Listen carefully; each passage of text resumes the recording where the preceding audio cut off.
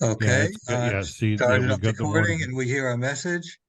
So let's get down to our starting here. Okay. Remind you, this is the second session dealing with Noahide identity. Do a very quick review of what we did before. The first issue we did before was we discussed the word Noahide. Noahide is not a word in halacha, in Jewish law. It's a word that was adopted 30 plus years ago from non-Jews who wanted to follow the 7 laws, but specifically they wanted to follow the 7 laws according to what the Rambam says in his Mishnah Torah, where he defines what it is. And so the name Noahide specifically refers to those people.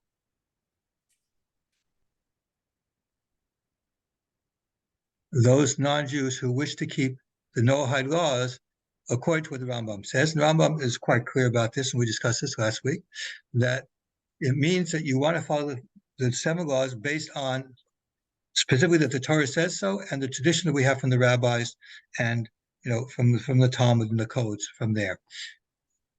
So it's very important that when we use Noahide, there's some confusion about that. When we know Noahide, we mean specifically those non-Jews who want to keep the 7 laws based on Jewish tradition and Jewish halacha. Now, what we then did is we started to say, okay, there's a lot of people out there who are calling themselves Noahide who do not follow this. And I started to cover some of them.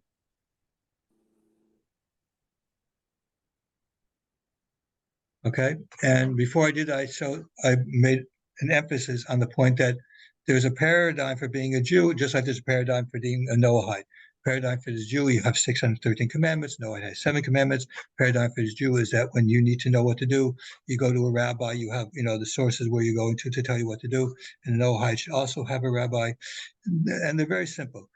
In essence, an Orthodox Jew is a Jew who's following the Torah law, 613 commandments, as he's supposed to, and a Noahide is essentially a non-Jew is following the 7 commandments as he's supposed to.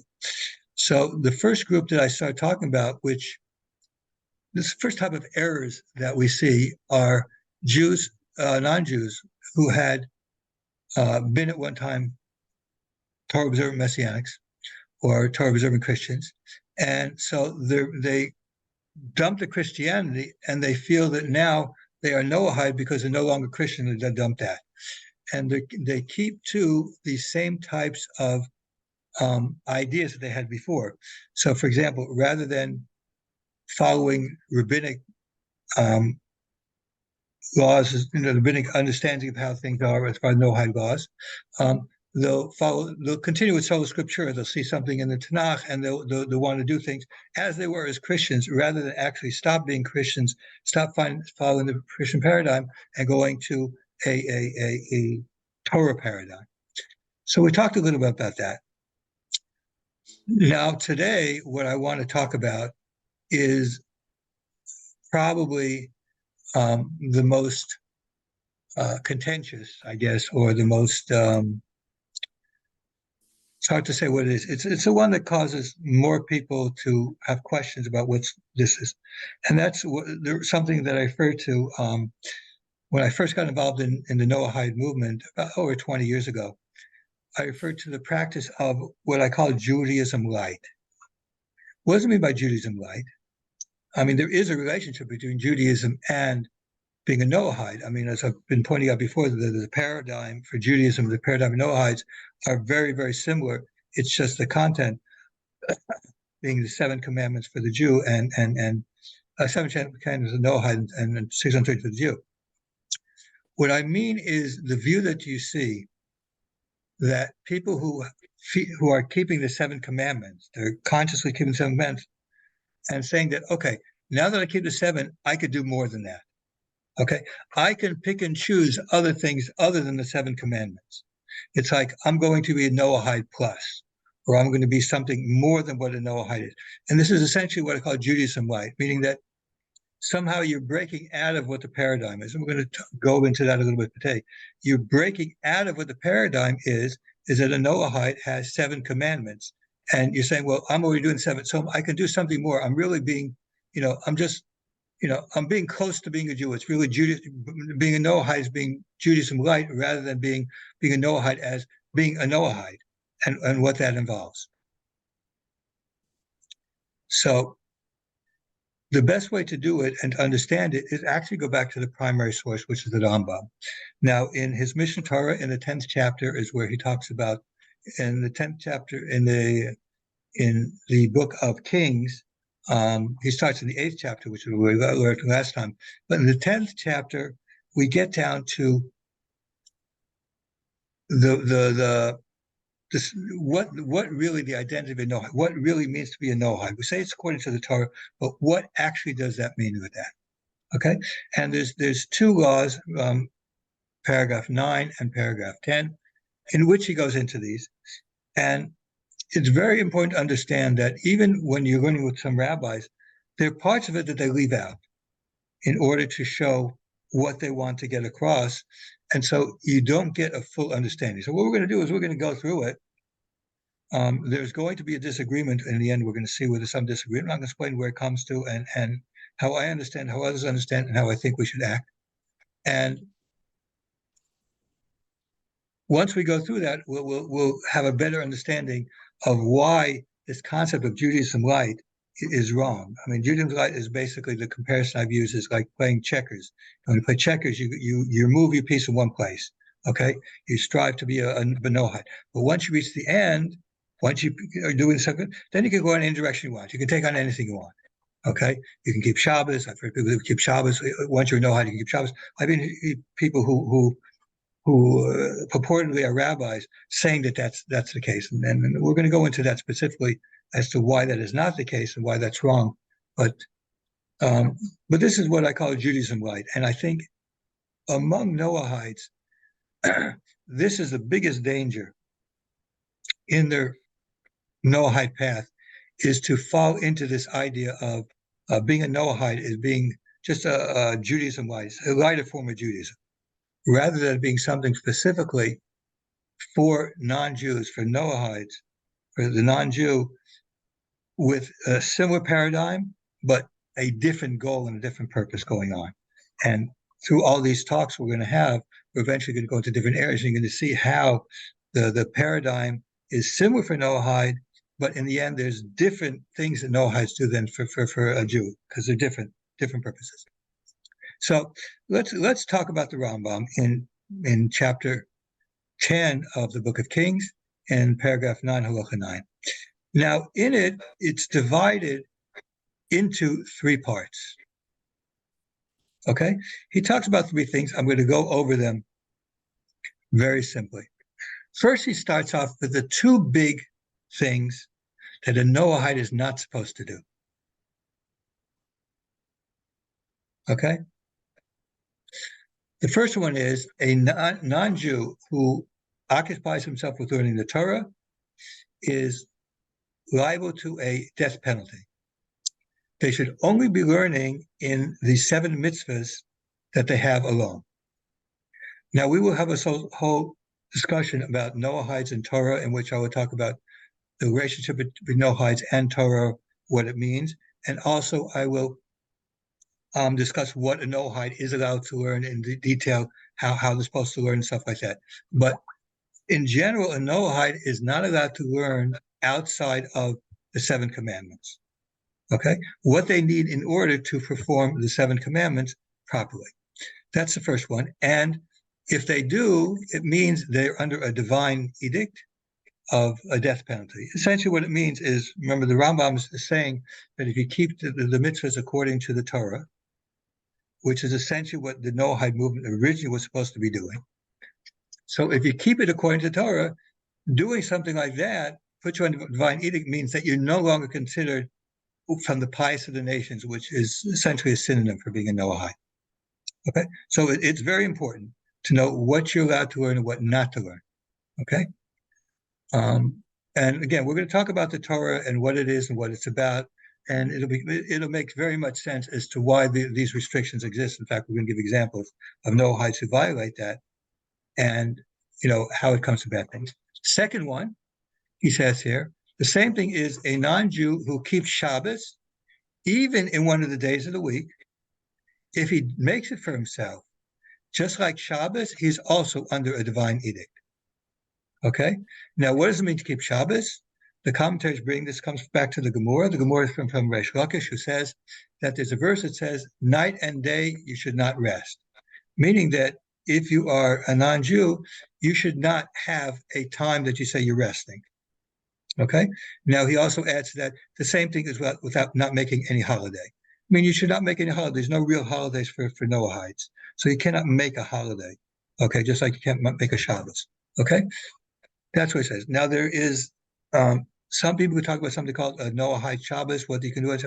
We're going to leave that to when we talk about Noahide and religion, what the religious life of a Noahide should be like. And that's what you do on Shabbos, for example. But for certain, when it comes to Shabbos, you shouldn't be keeping Shabbos in the way that a Jew is in refraining from doing work. So, for example, if you have a job and they tell you to come in on Saturday, you shouldn't say, I'm not going to go in because it's a Sabbath. That's keeping Shabbos, even if it's just a simple thing in that. Okay, that's what he's saying. You're not to keep Shabbos. Okay, and again, when we talk about the religion for Noahide, we're going to get into how should Noahide live his life. I mean, you can't ignore that the 7 days of the creation, that God created the world, and so is there something you do? We'll discuss about those things later. That's part of your religious life. Here we're just talking about basically the barriers, the limits of what it means to be a Noahide.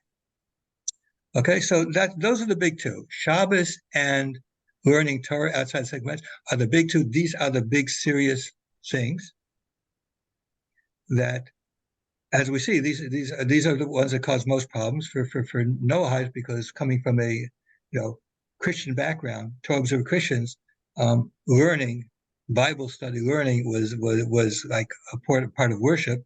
And of course, keeping Shabbos and the holidays and the feasts was something that they did. So it is something that is difficult for Noahides. And once we get to discussing about Torah, once we get to the religious life of Noahide, you'll see that this really should not be a problem if you are following the paradigm that exists for a Noahide, which is similar to the paradigm of a Jew. Okay? Now, the next thing is, and this is where a problem develops in a lot of understandings and interpretations. And what I'm going to say now is Rabbi Weiner, I know, agrees to it. Rabbi Blumenstiel agrees to it. Rabbi Cherky also said about that. Usha Weiss has something written on it. He also agrees with this. But most Noahides misunderstand this. Okay, so I'm going to read you what he says here. And this is very important. So this is the third thing. The general rule is like this. We do not allow Noahides. Now, it's very important to realize when I'm reading this to you, who was the Rambam writing to? He was not writing to Noahides. The Rambam was writing to Jews, people like me who are interacting with Noahides or live in communities and see what's going on. He was talking to us, what we are supposed to do. Okay? What we are supposed to do. So it says the general rule is like this. We do not allow them, meaning the non-Jews, Noahides, to create Chiddush Dash, means to create a religion of their own, and to do mitzvahs by themselves from their own mind, coming, I like that. It says in the Torah, I want to do that. Okay? No. What it is either they become converts and they accept upon themselves all the Torah, all the laws of the mitzvahs, all the mitzvahs, or they should stay within what their Torah says, which is that there's 7 mitzvahs, and they should not do any more or any less. So the language of any more or any less is very similar to what it says in the works as far as Judaism, that we're not allowed to add to the Torah. And it says you should not add to the Torah. The same type of paradigm exists by the Noahide. You're not allowed to add to it. You have your 7 commandments, your 7 mitzvahs. These are the mitzvahs that you have. Now, there's certain things that are related to it that are mitzvahs and Torah. We're not talking about that. Okay, but we're talking about there are 7 mitzvahs that you have, and these are what you have to do. I think we talk about religion and Noahides. I'll just go very quickly over and give you a little overview. But the point of the matter is that a Noahide has 7 mitzvahs. There's a paradigm for the Noahide, a paradigm Jew. The Noahide is 7. A Jew has 613. A Jew is not allowed to do more than 613, not take upon himself more than 613 mitzvahs. A Noahide cannot do that either. Same exact type of paradigm. And what's important to notice is the language he's speaking to Jews. And it doesn't say that the Noahides are forbidden. It doesn't say. It says, we do not allow them to do this, meaning that Jews are supposed to try and make sure that they don't do that. Okay? So he continues in the same vein, again, speaking to Jews, if they learn Torah beyond the 7, or they keep Shabbos, or they create their own religion to themselves, they make other things in the mitzvahs. I mean, the Ger people we're going to talk about next time, probably this is a good example. Then we are supposed to, if we're able to, we're supposed to, punish them in any way possible, and let them know that they are under a divine edict of death, a divine death penalty. Now, I mentioned this last night. It's very important to understand in the Torah, the overwhelming number of violations of Torah law are really subject to divine punishment. Okay, sacrifices are very limited. Damages, are limited. There's certain limitations of what courts can do based on having witnesses. The overwhelming amount of sins that are done are really subject to divine punishment. And so what it's saying here is when we see that a non-Jew is going beyond it, we have to say, hey, listen, you are subject now to divine punishment. And what that means really essentially is that you can no longer consider yourself from the pious of the nations. You have gone over your boundary. You have added to what Hashem said. Okay? So again, this is what he says specifically. If we see that non-Jews are learning Torah that they're not supposed to, keeping Shabbos, as we talked about, or making a new religion, then we have to tell them that they shouldn't do that and that they're in a divine punishment. Now, it's pretty easy to see if somebody's doing a new religion because, first of all, the Noahide doesn't keep Judaism.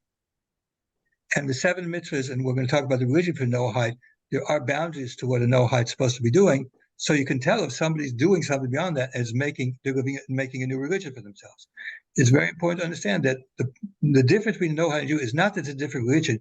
It's the same paradigm. It's just there are different things that apply to a Noahide than apply to a Jew.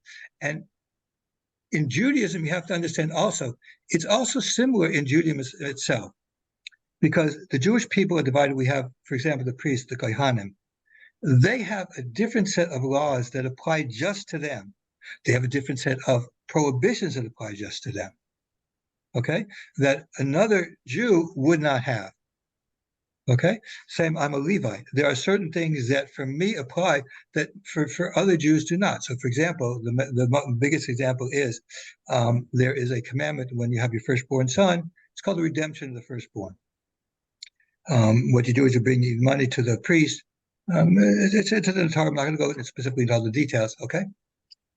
But those who are from the tribe of Levi, those who are Levites, don't have to do that. Okay? They're exempt from it. It's in the Torah. It says there specifically, and it's talked about. It's something you see every single day. Okay? I didn't have to because I was second son. But my father didn't have to have it. My grandfather. We know who didn't have. My brother was the first son. He didn't have to have it because we're Levites. Okay, so when we say that there's 7 for the Noahide and for the Jewish 16, I mean all Jews don't have 613. I mean, for example, there's a temple. There's things that only priests would do. But we're saying here that these 7 are what the Noahides have. Okay, so it's very, very important to do it. And according to this, if we see a Noahide who's saying, "Oh, I'm keeping Shabbos," a Jew is required to tell them, hey, you're not allowed to keep Shabbos, and you do, you're under divine punishment. We're supposed to try and stop them from doing it. And it's whatever. I guess my giving this talk here is my, doing that part on it. But so that's very important to understand. So again, let's go with the 4 things that are on the Rambam. Number 1, there's the 2 biggies that are problems. Not allowed to learn Torah except for the 7 mitzvahs, and not allowed to keep Shabbos. Making the day of rest, refraining from doing work. Okay, even if it's a weekday, if you make it Tuesday, Wednesday, whatever. Okay, um, and that includes, of course, making any holidays for themselves, even copying Jewish holidays. Okay, the general rule of this is the third thing he talks about. The general rule that we should know is that Noahides are not allowed to make a religion for themselves. I've heard some people talking about, well, Noahides have to develop customs. No, Noahides do not develop customs. Developing the custom is making a religion for yourself. There's no such thing as that. You have your 7 laws, and the part, again, we're going to talk about in religion for Noahides, and we're going to talk in a lot of detail about how this applies in your life, because sometimes it seems like, well, there's nothing for you to do because it's all negative. No, there's a whole bunch of things that you do as part of your spiritual life as a Noahide that are within that are not violating, not doing more than 7 commands. There's a lot of that. But the point is that you're not allowed to you don't make new customs, don't make that is essentially the road to making a new religion, and that's forbidden to make. Okay, so that's a general, not allowed to make religion. And also the fourth part, which is not for Noahides but for Jews, if a Jew sees that a Noahide is learning parts of Torah is not supposed to learn, keeping Shabbos, refraining from doing work on Shabbos, and making, mitzvahs for themselves, as mitzvahs, we're supposed to tell them, no, you're not allowed to do that. And in fact, you are violating a divine decree, and you can no longer consider yourself on the pious of the nations. Now, this is what I said here. If you read Rabbi Weiner, you read Rabbi Blumenstiel, you read everybody carefully, everyone says this. Okay, this making mitzvahs, nobody disagrees with that. Those few people that you find out that who have been teaching Noahides that I know who teach different than this is because they are ignorant of the law. You don't find people who do that. I just read a response from Rabbi Usha Weiss, who disagrees with what I hold from Moshe Feinstein in a lot of issues, which we're going to get to pretty shortly. He disagrees with that, but as far as the basic concept that there are only 7 mitzvahs for Noahides and you cannot have more mitzvahs than that, he agrees 100% on that. And that's the accepted view.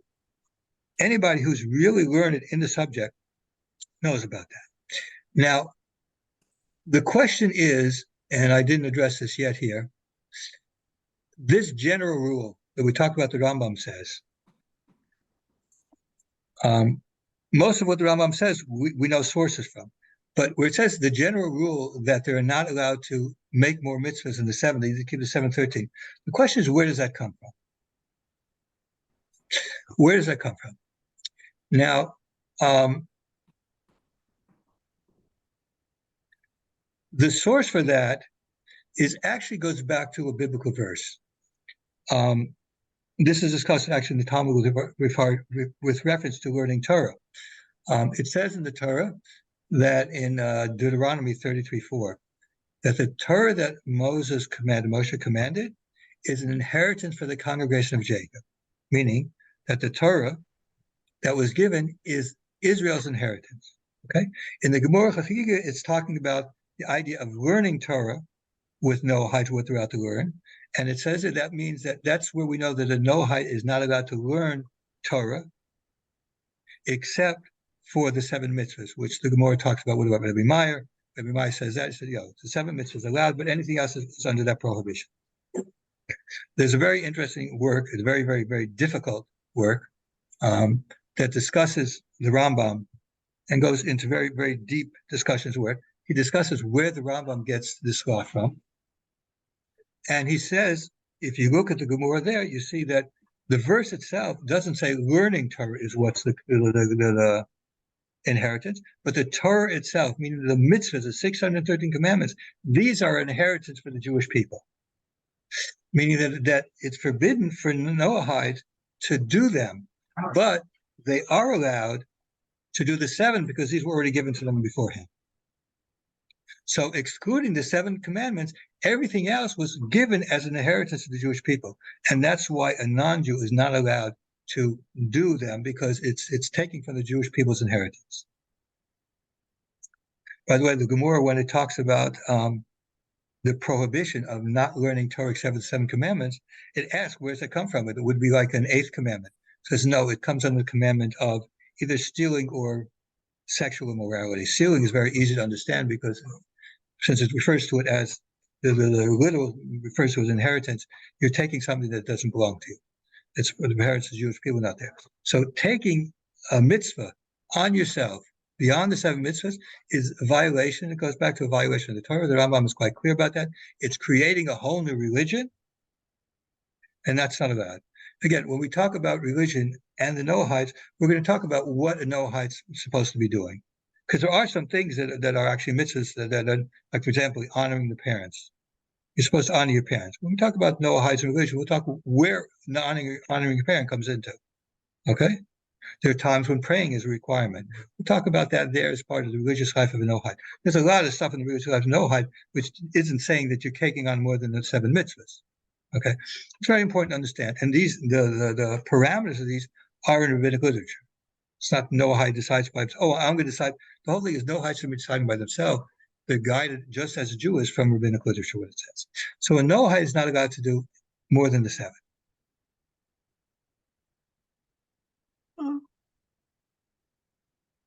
Okay, now let's go on to the next paragraph, because the next paragraph is where it becomes a little bit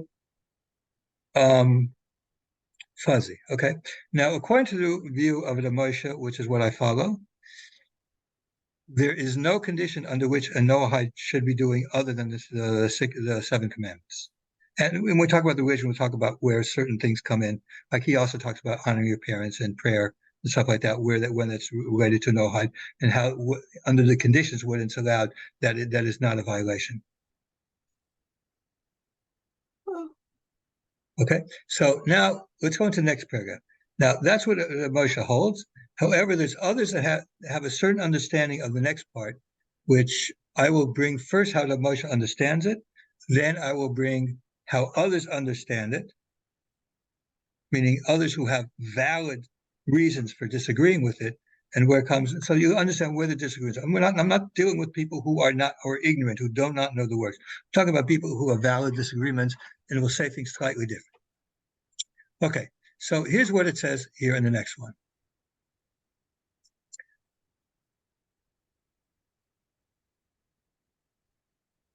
Now, before I read the Rambam, I want you to keep in mind 2 things that you hear very often. Number 1 is that you're allowed to keep mitzvahs. You're allowed to, if you're keeping the 7, you can adopt other mitzvahs for yourselves. It's a very common misunderstanding. Very common misunderstanding. Number 2 is that there's really essentially a difference between a Noahide and a non-Noahide as far as keeping commandments. So if you're keeping the 7 already, then you can keep more. But if you're not keeping the 7, then you shouldn't even think about it. Okay, it's a very common misunderstanding. It's not taught by Rabbi Weiner. It's not taught by Rabbi Blumenstiel. It's not by anybody like that. Okay, what is they have an interpretation, understanding of this law number 10, which they understand as saying that, well, let's just do it. Okay, I'm going to first go through it and give you how Rabbi Moshe understand it, how I understand it, or a Chaim has an ish, and traditionally as we understand, and simple understanding from the Rambam himself. At least what we understand is simple, the Rambam himself says. Okay, now remember that the last part of the previous law was we're talking about Jews stopping non-Jews from doing certain things. So, for example, as a Jew, if I see you learning Torah that you're not supposed to learn, keeping Shabbos you're not supposed to keep, making for yourself mitzvahs that aren't yours, I'm supposed to stop you from doing it. Okay? Remember, the Rambam is talking to Jews. He's not talking to Noahides. He's talking to Jews. Okay? So let's learn this through, and I'm going to learn it through first how it's understood from, like, if Moshe would understand how other says. Ben Noach, here he means both someone who's keeping the commandments and those who are not, who wants to keep more of the mitzvahs, other mitzvahs, from the other mitzvahs. Now, other mitzvahs referring from before is clearly talking about Shabbos and learning Torah. In order to receive a reward, we do not stop them from doing them according to halacha. Now, here he says 2 things. If a Jew sees a non-Jew keeping one of the other commandments, not as a commandment, but because they feel that there's an advantage. So, for example, who's here? I don't know. Daniel, you're visiting me on Sukkot. And I'm eating in the Sukkah, and you want to come and eat in the Sukkah, and you just think, oh, well, I'm not just going to go with the rabbi. I might get a reward for this also. Yeah, I'm not going to say, Daniel, get out of my sikha. You're not allowed to be here. Okay. But if you come in and say, I want to do the mitzvah sake, I have to no, Daniel, you're not allowed to. You can't keep the mitzvah sake. Okay. That's what's saying. I'm supposed to stop you from it to do it. But if you just come in, it's fine. That's what. That's what it's trying to say is if you're doing for a reward or another reason like that, not because of a mitzvah, that's fine. According you do it's going as long as you do it according to halacha. And it's sick. It's very simple. You just sit down and sick it. You don't have to dance. Nothing special for doing. Okay, but it's hard to find examples, whatever. But if that's what it's saying, I don't have to stop you from it. Okay. Now he's going to give two examples, but before the two examples, there are two ways of looking at it when it says I don't have to stop you from it. Okay. Now we said before that there's something I have to stop you for, and there's some sense that I don't have to stop you. Now, what does it mean for the Jew? I don't have to stop you for. Okay. There's two understandings. I'm going to give the one that that is more in accord with what Moshe says, the way that I understand it, and then I'm going to give you the second one, which Rabbi Weiner and Boone still hold more to the second than the first, although you understand where I'm coming from. We've discussed this before. According to when we say that I don't have to keep you, stop you from doing it, what it means is in Jewish law, we see a lot of times, the example that I use the best is, if I see my neighbor's child, if I see my child violating on Shabbos, something I'm supposed to stop them. Okay, it's my responsibility. I have a responsibility to stop them from doing it. Okay, but if I see my neighbor's child doing something that violates Shabbos, I don't have to stop them. It's their parents' responsibility, not mine. Okay, meaning that when it says I don't have to stop them, means that it's not your responsibility. They're not doing. They're doing something they're not allowed to do, but it's not your responsibility. Don't worry, it's not your responsibility. It's not your responsibility. In the first chapter, in the paragraph 9, it says you're responsible if they're learning Torah that they're not supposed to, if they're keeping Shabbat, if they've taken on mitzvahs that make themselves like making the religion, that you're responsible to stop them. But if they just have in mind that they want to have a reward for something, you don't have to stop them. So, for example, if Daniel comes to my house, I'm sitting in my house, and Daniel takes some food into the sikha, he wants to eat in the sikha. He says, "Not for the mitzvah. I just want to do what I like to." I don't have to stop him. It's no big deal. It's not responsibility to stop him. He's not doing anything. There's no reward for him. There's nothing. Okay, so he likes to eat outside. He likes to be with the bees and then the flies and all the other stuff. Okay, Daniel likes that kind of stuff. Fine, very good. Okay. That's the view from Moshe. It's based on an understanding that we see in halacha that would not stop them means that it's actually forbidden them. Okay, there's another view, which is, and I will admit it's one that's mostly used by teachers to Noahides, even though I agree that I believe that Moshe is actually more true to the traditional way. There's an Orach Chaim specifically that I saw recently, the Chazon Ish. There's a number of people who talk about it. What they say is, listen, if a Noahide wants to do something to get a reward for it, he thinks that Hashem would like it, as long as he does it according to the law. So, sick is a hard thing. But say Daniel comes to my house and he sees on my table, I have my lulav and esrog. Okay?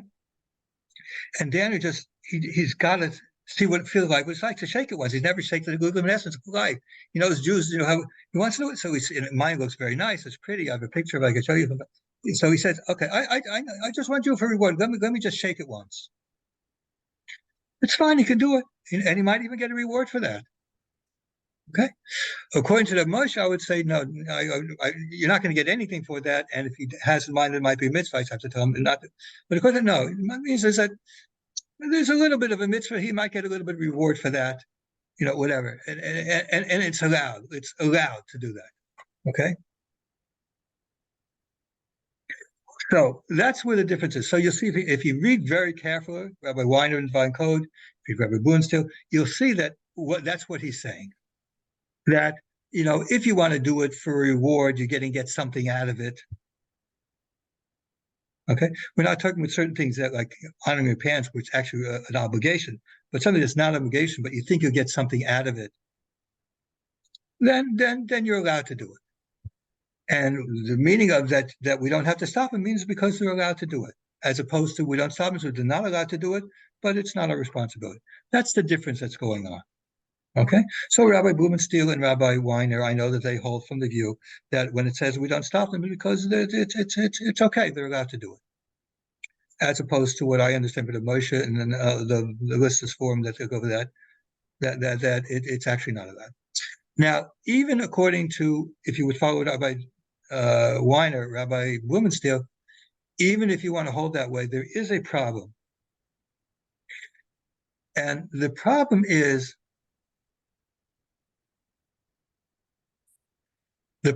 like this, okay? And Moshe points this out. It's impossible to say that the meaning with the Rambam was that you could do something continually. Like, say, let's use sitting in a sikha, that you would build a sikha for yourself and eat in it because you think you might get a reward for it. It doesn't make sense from what the Rambam said earlier to say that you're saying, well, you could do it all the time.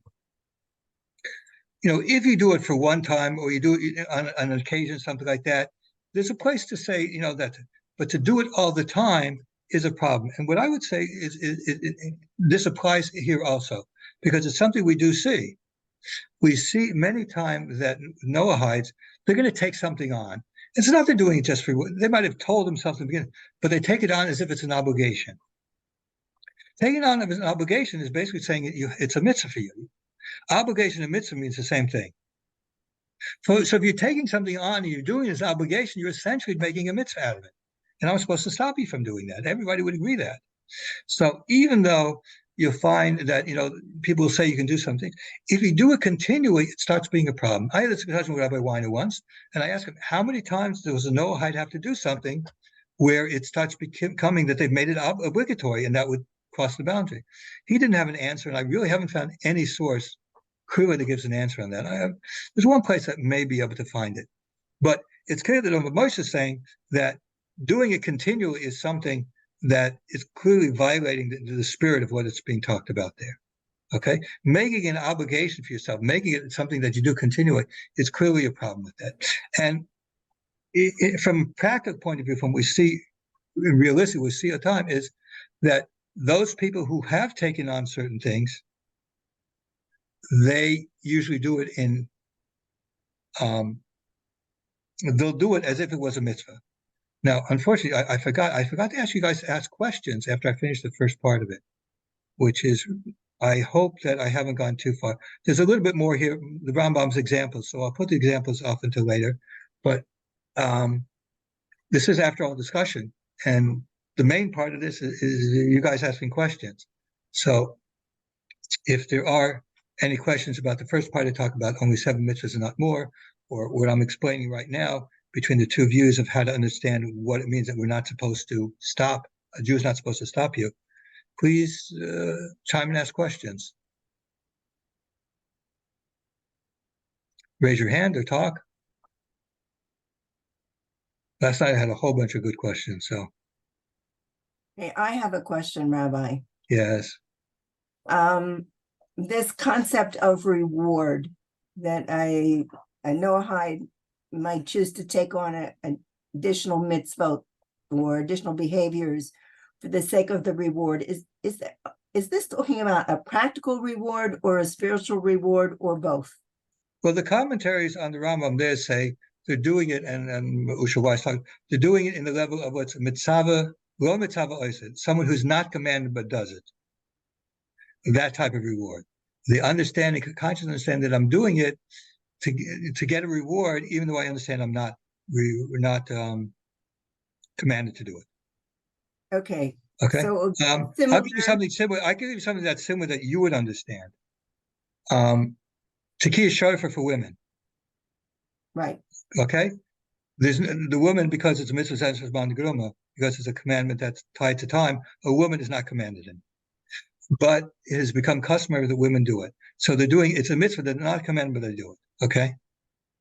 Okay, it would also be the same as shaking lulav or something like that. Yeah, well, my wife doesn't shake a lulav because where I come from, we hold that they don't. But yeah, that's what I'm talking That's about. exactly what I'm saying. We also hope that they don't. Yeah, yeah, my wife doesn't. There Right. are those who do. Rabbi, My wife and mine don't. Okay, but Rabbi, that's the type of concept we're talking about. Okay, you're doing something that is actually a mitzvah, but you're not doing because of the mitzvah. You're doing because you want to get a reward from it. Okay, so it would be some kind of a spiritual reward. Yeah. Okay. Okay, But again, that's why it becomes a problem when it's done continually because, it becomes actually, your mental state has to do with it. Okay. And it sort of crosses the mind. That's why I say, even if you're going to take the view, it would be meaning that, so say Daniel comes to my house and he wants to shake the lila. According to the view of what Rabbi Weiner or Rabbi Butz said, there's absolutely no problem. Hey, Daniel, take it. It's fine. It's good. Hashem might reward you for it. Okay. That's that. Rabbi, can I just say something? Yeah, Please? sure.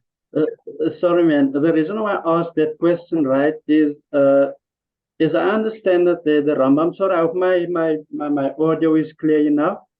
But as I understand it, the Rambam refers to practical reward, not spiritual reward.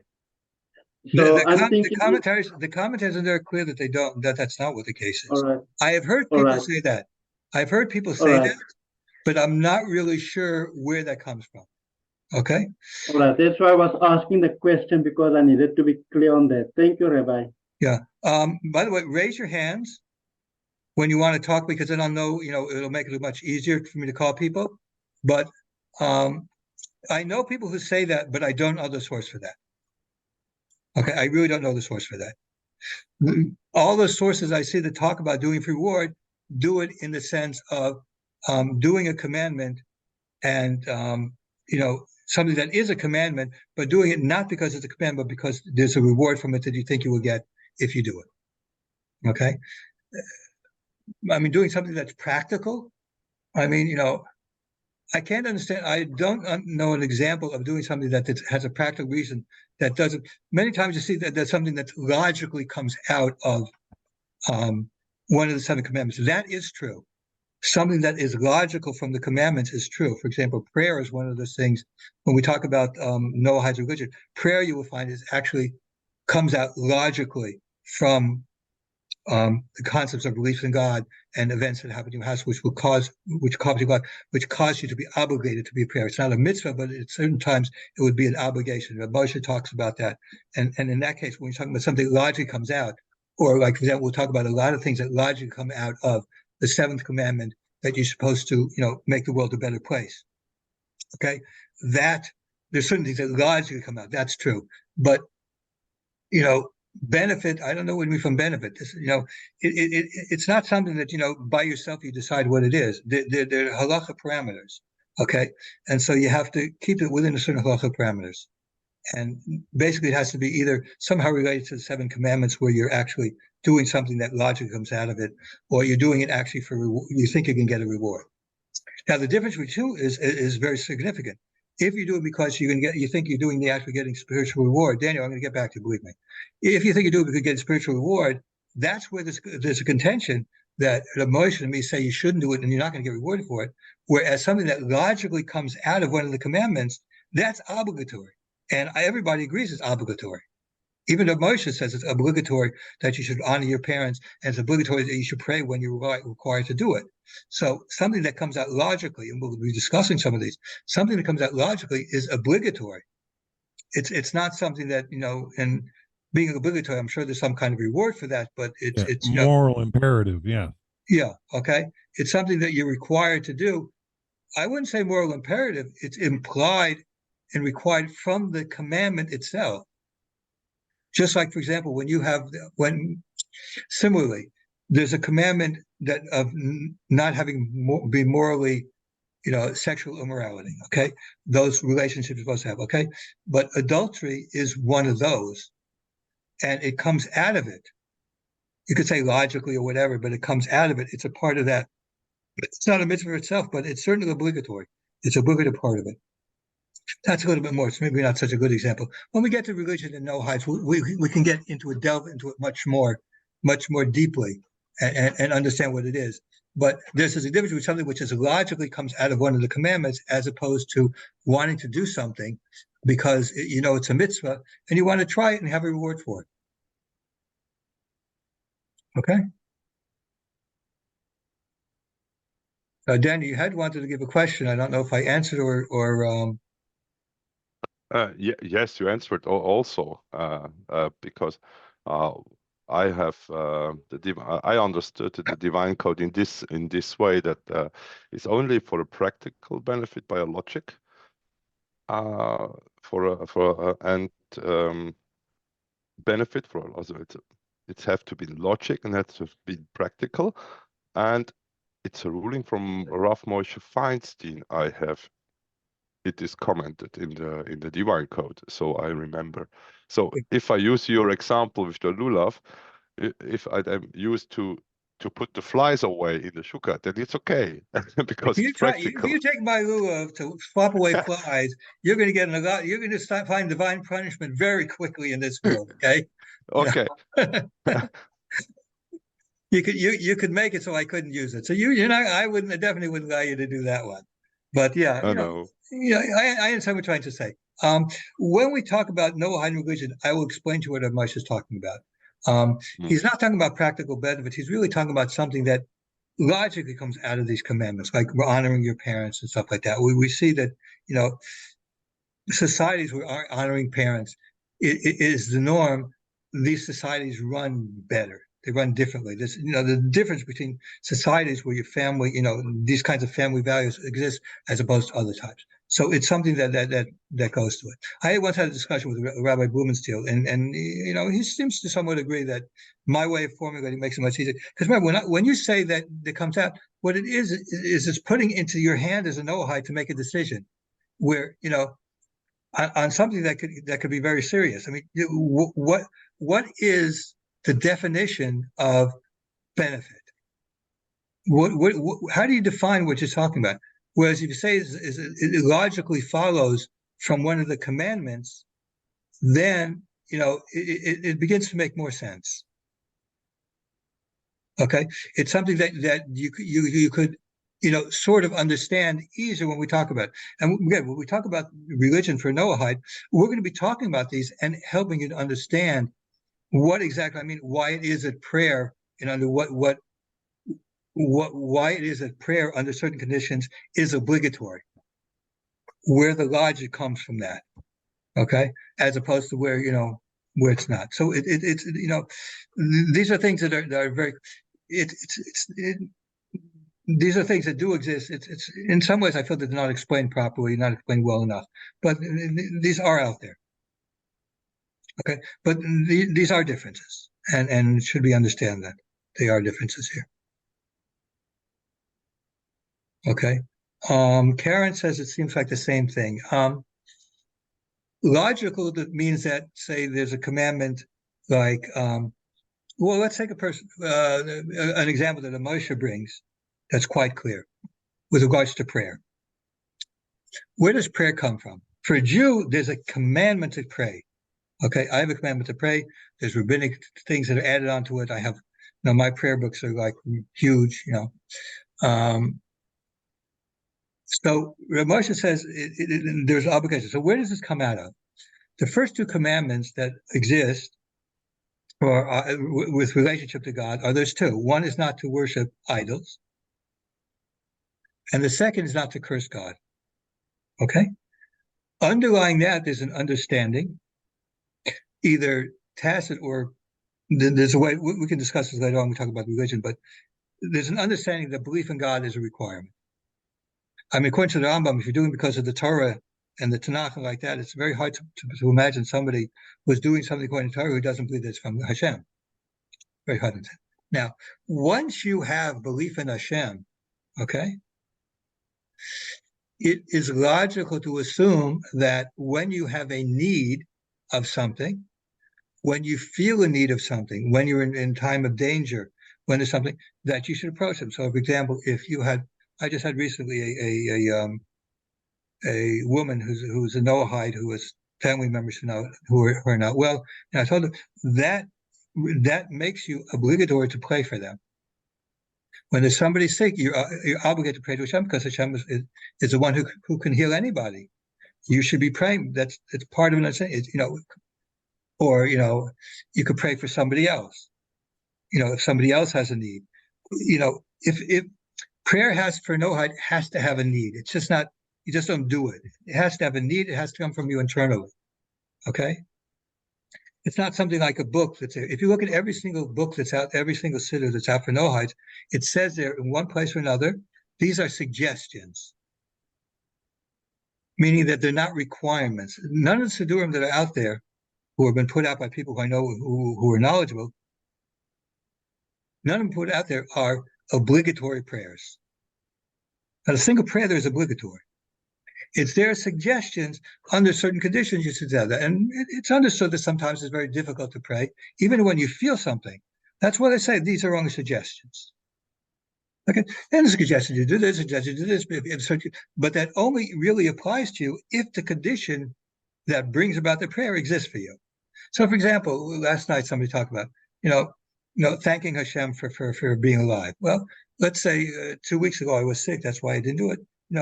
If you wake up in the morning and just feeling horrible, and you can't eat, and you have a fever, you can't eat. How could you be thanking Hashem for being so sick? Doesn't make sense. That's not. You're doing more of an obligatory thing. So it has to come from a real, true feeling inside. When a Noahide prays, every single word that a Noahide prays has to be with truth. They have to truly mean it. Otherwise, you could be reading from a telephone book. It's not a prayer. If you mean it, if you mean what you're saying, if it's something that relates to you, and you really feel that you want to thank Hashem for this, and it really is what you're feeling, or you really want Hashem to help somebody, if that feeling is really there, then it has an obligatory nature to it. That's what Rav Moshe says, and that is because it's a logical outcome from believing in a God.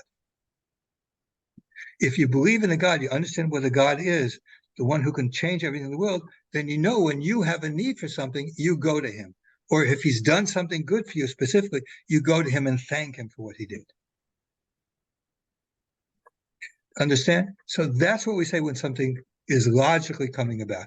When we talk about religion for Noahide, we're going to talk about it more. And, if you have some things that you think might be covered up, we'll talk about it. Okay? But again, the most important to understand is the religion of a Noahide comes from internally.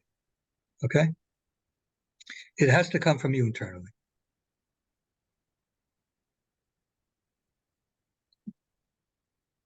Okay, any more questions here? Anybody want to take a pitchfork to me? No? Okay. All right.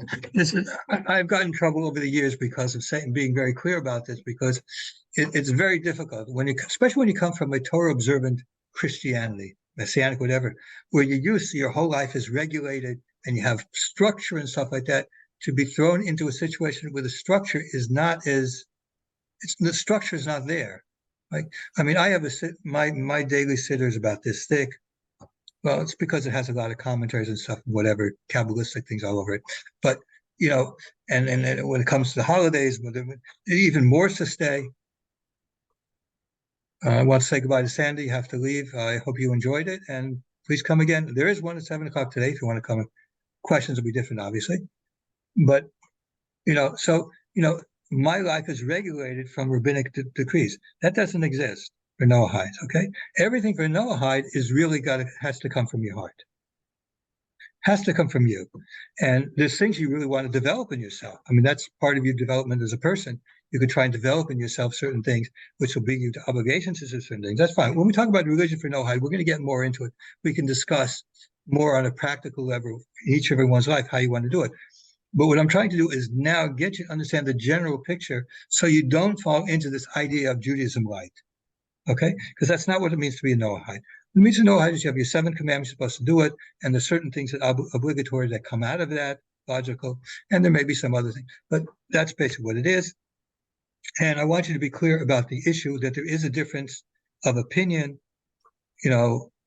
as to understanding of what it means to do extra commandments, whether you can do it for a reward or, whether you're not, you shouldn't really do it. It's just, I don't have to stop you for it. It's important to understand these differences, and it's important to understand our next unit is actually, we're talking about choosing out rabbis and stuff like that. So it's important to be able to recognize a rabbi who actually knows what he's talking about. Okay. And that is a serious problem out there. There are a number of people whose names I won't mention who don't know what they're talking about. And there are people who do disagree with emotion, the way I'm saying it, like Rav Weiner and Rumenstiel. Doing so, I think I'm bringing them closer over to my opinion, actually, because of the practical way of dealing with it, not as far as the theoretical, but the practical way of dealing with it. I think it's coming closer to me as far as that's concerned. But, understanding the difference, you can see, so you can understand a rabbi who knows what he's talking about, a rabbi who doesn't know what he's talking about. And, sometimes there's going to be disagreements or whatever. That's not a big deal. Judaism's not Christianity. We don't think you're going to hell because you disagree with us. No, it's not the way it works. Okay. There are valid reasons, valid ways of understanding. Each one has be slightly different. And there's, okay. So let us continue. Unless there's another question, let me continue because I want to show from the Rambam himself, we can see how he actually understood it. Okay. Now, that he understood it as telling Jews what they don't have, not stopping somebody. Okay. Now he brings two examples. First example he brings is that if a non-Jew brings a sacrifice, or the Ola sacrifice, then we accept it. Now in the Second Temple period time, we know for a fact that non-Jews who were idol worshippers did bring sacrifices. They found outside the, non-Jews aren't allowed to go further than this place, the temple area. They did bring sacrifices and they were accepted. So we see from here, first of all, one of the things that is claimed for this part is that it only refers to those who are keeping the 7 commandments. Well, this is factually incorrect. It refers to any non-Jew. Any non-Jew who wants to bring a sacrifice, they could bring it, whether you're a Noahide or not, any non-Jew. And what's important is when they're bringing a sacrifice, they're not bringing it because the Torah says to do it. They're not bringing it because it's a commandment. They're bringing it because part of the religion is that they bring sacrifices to gods. An interesting point about polytheism is that they were very egalitarian, in that there was no problem with giving a sacrifice to Zeus and giving a sacrifice to Apollo, or bringing a sacrifice into the Jewish temple for the Jewish God and also sacrificing for Zeus. They didn't see that as contradictory. Okay, so they could bring it. It really meant they would do it as a sacrifice as they would normally do. And what were sacrifices for polytheists? Polytheistic sacrifices are basically the epitome of doing something for a reward. Their gods were basically like the mafia. If something bad happened, you brought them a sacrifice to appease them. You brought sacrifices so bad things shouldn't happen. Like you're paying off the mafia. Okay, that's what sacrifice. And so when a non-Jew, or even an idolater would bring it, it's because they're trying to appease and get reward from the Jewish God. It's specifically under that, and we don't stop them from doing it. There's no indication that they actually got a reward for that, but that's not the point of it. We don't stop them from doing that. The second is even more interesting because it's even more explicit about that. We're talking about a non-Jew, who even non-Jews that are idol worshippers. It says, if the non-Jew gives charity, we take it from them. And it appears to the Rambam, if this non-Jew is a Noahide, someone's keeping the Noahide commandments, we could give that money to a Jew even. So if you give money to a Jewish charity, they could take it from you because you're keeping the 7 laws. But he says also, however, if it's not someone who's keeping the 7 laws, then we take that money and we give it to non-Jews, to them. But we don't stop them from giving it. Even an idolater who wants to give charity, we don't stop them from doing it. Okay? So we don't, the emphasis is not stopping. Okay? And again, we have the difference between the two views, the one that I had motion say, when we say not stopping, I mean it's not a mitzvah for them at all to do it. So we don't stop them from, we just don't stop them from it. They want to do it, whatever. Or from the others that we don't stop them even though they would get a reward from it. Is that they're somewhat a mitzvah they just can't do continue. Now there is a little bit to say about charity and stuff like that, that there might be a reward for that. But that's unclear. Okay, but again, the point of the matter is that we get to this, that doing more than the 7 cannot be done as a mitzvah. The 2 examples that Rambam shows were actions that weren't done and because they were mitzvahs. They were doing for other reasons. Okay, and the question being that we, whether stopping or not means that they're allowed to do it. We don't stop them because they're allowed, or we don't stop. That's a discussion. So Warwick says he has to go. So have a nice day, and have a good time. Okay. So we see here from the Rambam again clearly what we're talking about here. That we're talking about not stopping them, and the question about whether they're allowed to do it is a completely different question, and there's somewhat of disagreement. Now, anyone who will teach you differently is because they haven't learned this thing's clearly what's going on. Okay.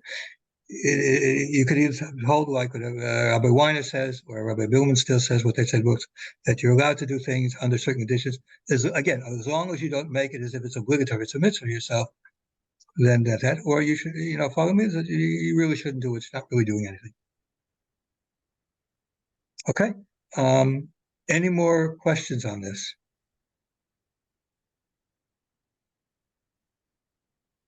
Especially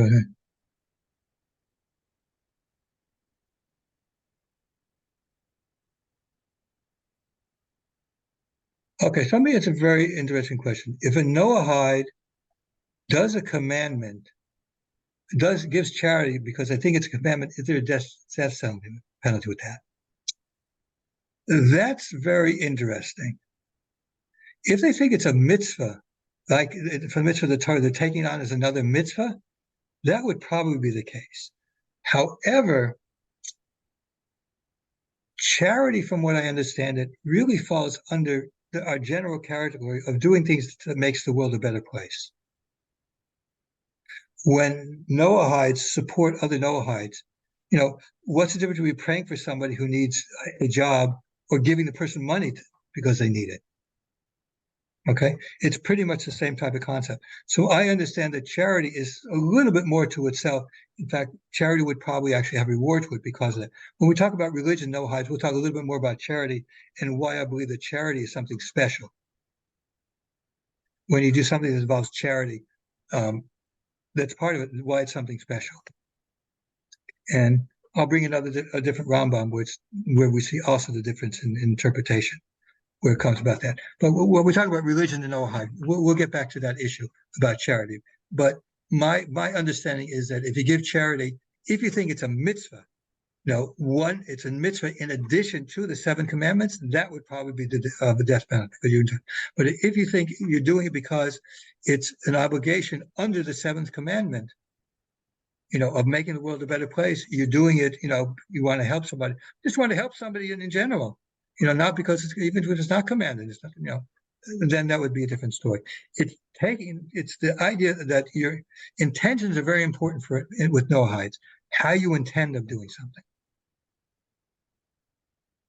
Okay, 2 people could do the same act, and one it would be forbidden, and it would actually be a very serious thing. Another person could be okay, and they could actually get a reward for it. Giving charity is a good example. Okay, any more questions?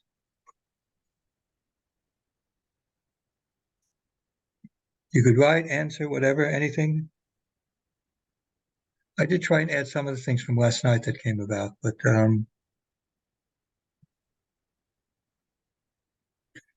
see, any other questions? Okay, Dan, I'm going to stop now because I essentially want to make it that I want to do Ger Toshav the next time.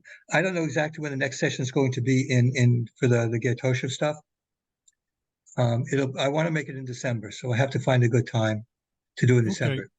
Now, I don't keep, the Christian holidays, so like Sunday before that. Oh, no. Do you remember 4 years ago, we did one on Christmas Day, one of the Living the Noahide Life. We had a good turnout when we did that about 4 or 5 years ago now. Okay. Well, I don't know if we want to do Christmas Day because that's on a Monday and I want to do things on Sunday, but maybe the day before we might want to do it. Make that the next session. We'll discuss it afterwards, when to make the Sure. next session, because then I'll do Ger Toshav, then I'll have made up for November by doing 2 in December. Then in January, we'll actually start the next new unit. Okay, Okay. let me stop the recording.